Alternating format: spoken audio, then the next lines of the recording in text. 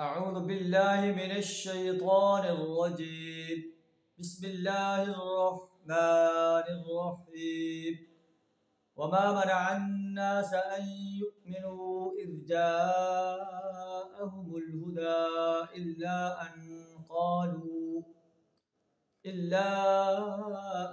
قالوا أبعث الله بشرا رسولا صدق اللہ العظیم۔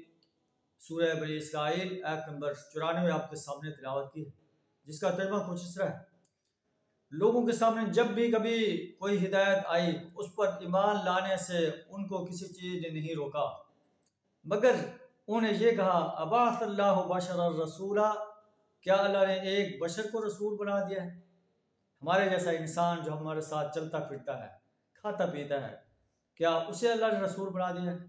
اے نبی صلی اللہ علیہ وسلم آپ کہہ دیجئے قُلْ لَوْ كَانَ فِي الْأَرْضِ مَلَائِكَةٌ يَمْشُونَ، اگر زمین میں فرشتے اطمینان سے چلتے ہوتے تو ہم تمہارے اوپر فرشتے کو رسول بنا کر بھیجتے ہیں۔ چونکہ زمین پر انسان بستے ہیں، اس لیے ہم نے انسان کو رسول بنا کر بھیجا۔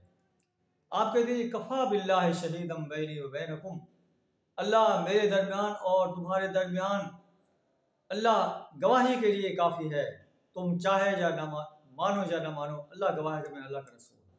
اللہ اپنے بندوں سے خبردار، انہیں دیکھ رہا ہے، انہیں آبزرو کر رہا ہے۔ جو شخص ہدایت کا راستہ ہے، جسے اللہ ہدایت دے وہی ہدایت پاتا ہے۔ ہدایت اللہ کے ہاتھ میں ہے، ہدایت اللہ اسے دیتا ہے وَيَهْدِي إِلَيْهِ مَن يُنِيبُ، جو اس طرف رجوع کرتا ہے، اور جو گمراہی کا راستہ اختیار کرتا ہے اللہ اسے گمراہی کے راستے پہ ڈال دیتا ہے۔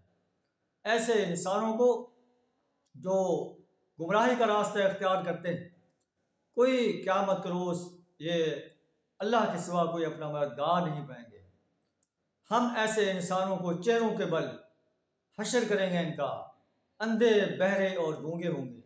مأواہم جہنم، ان کا ٹھکانہ جہنم ہوگا، جب وہ آگ ذرا دھیمی پڑ جائے گی۔ زدناہم سعیرا، ہم اسے اور بھڑکا دیں گے۔ یہ جزا ہے ان کے کفر کے جو ہماری آیات کے ساتھ کرتے رہے اور کہتے ہیں جب ہم ہڈیاں ہو جائیں گے، مٹی ہو جائیں گے، کیا ہمیں دوبارہ زندہ کیا جائے گا؟ اللہ فرماتا ہے کہ ایسے بہانے بنانے والے انسان اللہ کے عذاب سے نہیں بچ سکیں گے۔ اللہ سے دعا ہے ہمیں یوم حساب پر پختہ یقین رکھنے کی توفیق عطا فرمائے۔ پیارے نبی صلی اللہ علیہ وسلم کی رسالت پر، قرآن پر، اللہ کی وحدانیت پر پختہ یقین رکھنے کی توفیق عطا فرمائے۔ وآخر دعوانا الحمد للہ رب العالمین۔